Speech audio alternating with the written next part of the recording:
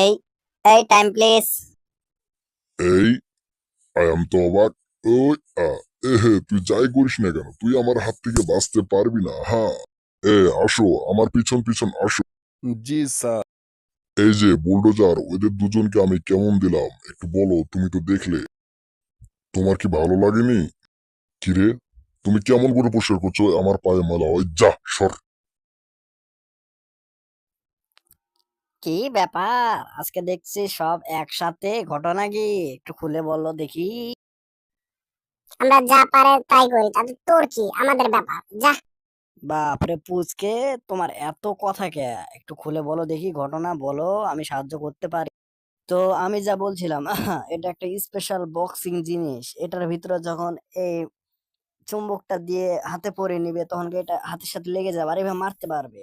এই তো দেখছো কি হারে মারলাম, দেখছো?